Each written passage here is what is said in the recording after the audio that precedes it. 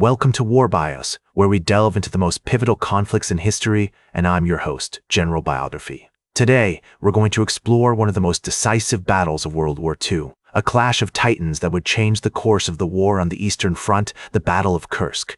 The war on the Eastern Front had been raging for 2 years, with the Germans making significant gains in 1941 and 1942.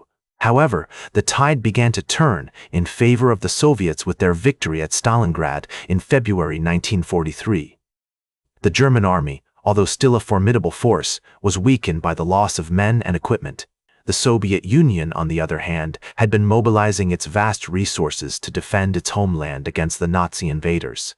The Red Army, under the guidance of General Georgy Zhukov, had been preparing for a major showdown with the Germans. The stakes were high, as the outcome of this battle would determine the fate of the war on the Eastern Front and potentially alter the course of history. In the spring of 1943, the German High Command, the Oberkommando der Wehrmacht (OKW), began planning a massive offensive, codenamed Operation Zitadelle.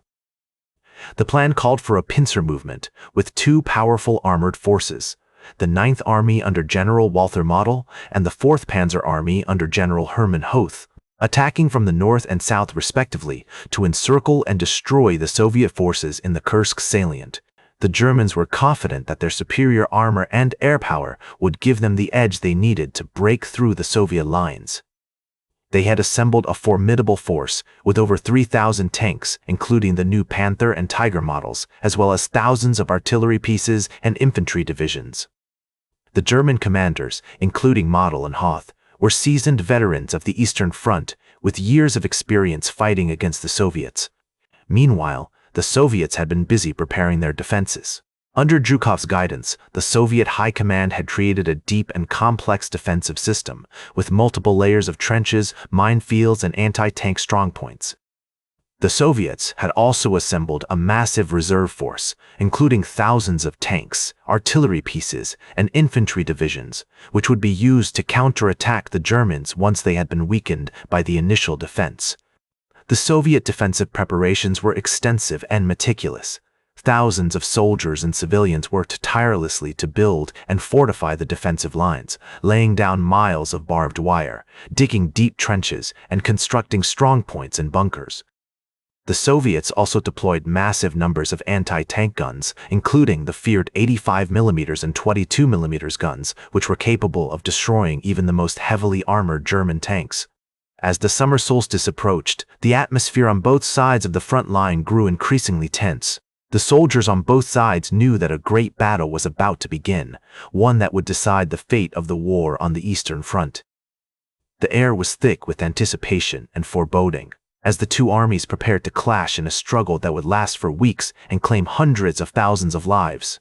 In the months leading up to the battle, both sides engaged in a series of intense intelligence-gathering operations, each trying to uncover the other's plans and dispositions.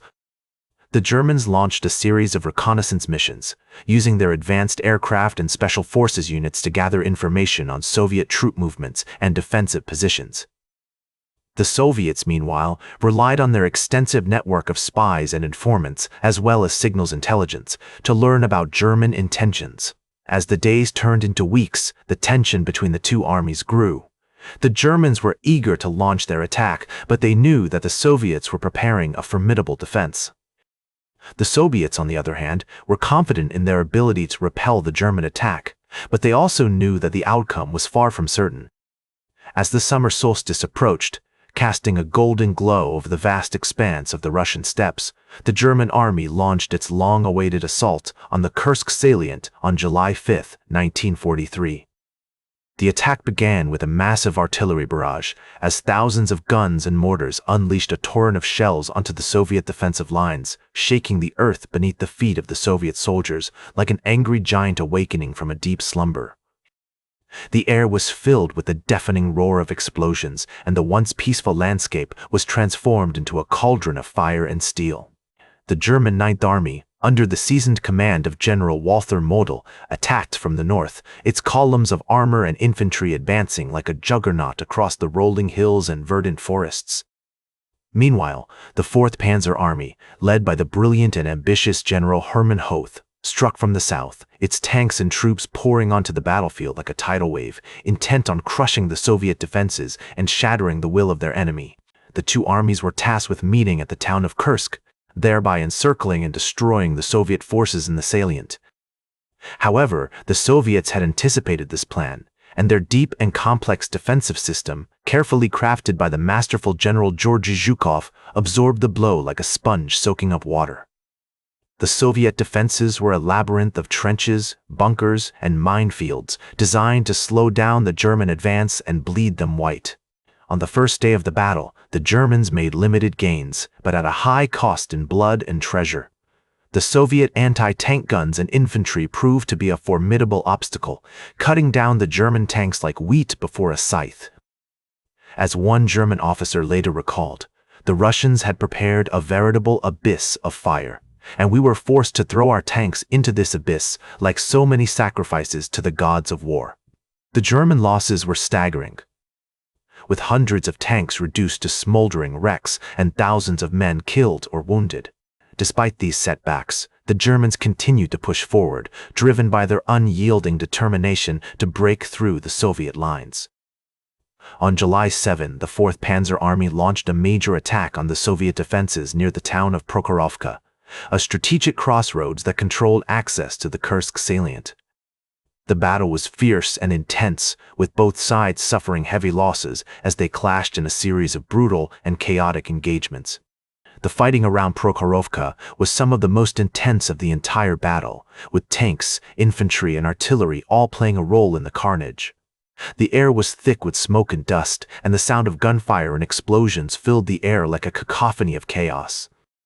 As one Soviet tank commander later described it, the battlefield was a sea of fire, with flames licking at the hulls of our tanks and the screams of the wounded filling our ears. The Germans and Soviets fought with reckless abandon, each side determined to emerge victorious from the maelstrom. On July 12, the Germans launched a final attempt to break through the Soviet lines, throwing their last reserves into the fray like a gambler betting everything on a single hand. The 3rd Panzer Division, supported by infantry and artillery, attacked the Soviet defenses near the town of Okhovatka, but the Soviets were ready for them. The attack was repelled with heavy losses, as the Germans lost over 300 tanks in the battle, their infantry suffering grievous casualties that would haunt them for the rest of the war. As the battle raged on, the Soviets began to gain the upper hand, their defenses having held firm against the German onslaught. They were now preparing to launch a counterattack of their own, a mighty blow that would shatter the German army and send it reeling back in disarray. On July 13, the Soviet 5th Guards Tank Army, led by the fearless General Pavel Rotmistrov, launched a major attack on the German 4th Panzer Army, striking at the weakened German lines like a thunderbolt from a clear sky. The Soviets had carefully prepared for this moment, gathering intelligence on the German dispositions and weaknesses, and assembling a massive force that would crush the enemy beneath its heel like an insect. As the Soviet tanks rolled forward, their cannons blazing like dragon's breath, the Germans were unable to withstand the onslaught. As the Soviet counterattack gained momentum, the Germans were forced to retreat, leaving behind a trail of destroyed tanks and equipment that scarred the landscape like a ravaged beast. The Battle of Kursk, one of the largest and most decisive battles in history, was finally coming to an end, its climax marked by the deafening roar of artillery fire, the staccato bursts of machine guns, and the anguished cries of the wounded. On August 23, 1943, the Soviets announced that they had retaken the city of Kharkov, marking a significant turning point in the war on the Eastern Front, as the German army's grip on Soviet territory began to slip. The aftermath of the battle saw the Germans struggling to come to terms with the scale of their defeat, their minds reeling from the sheer brutality and intensity of the combat they had endured. As one German officer later recalled, his voice laced with a mix of despair and awe, "We had never experienced such a disaster before. The losses were catastrophic, and our army was never the same again." The Soviet counterattack was like a tidal wave, crushing everything in its path, leaving behind a sea of wreckage and devastation. The Soviets, on the other hand, were jubilant, having successfully defended their territory and inflicted a crushing blow on the enemy. Their spirits buoyed by the knowledge that they had turned the tide of the war. In the months and years that followed, The Battle of Kursk would prove to be a decisive turning point in the war, its consequences echoing across the battlefields of Europe like a clarion call. The Germans would never fully recover from the losses they suffered, their army crippled by the loss of experienced soldiers, tanks, and equipment, their morale sagging under the weight of defeat. The Soviets, on the other hand, would go on to push them back all the way to Berlin, their momentum fueled by the knowledge that they had gained the upper hand, their confidence soaring with each successive victory. As historian John Erickson once noted, his words infused with a deep sense of reverence for the sacrifice and bravery displayed at Kursk. The Battle of Kursk was the graveyard of the German army, where the flower of their youth and the best of their equipment were destroyed. It marked the beginning of the end of Germany's territorial ambitions in the East, and paved the way for the Soviet advance into Europe. The battle had been a crucible, forging a new reality on the Eastern Front, one in which the Soviets held sway, their power and influence unchallenged. The battlefield itself has been preserved as a memorial, with museums, monuments, and cemeteries honoring the fallen, a poignant reminder of the human cost of war.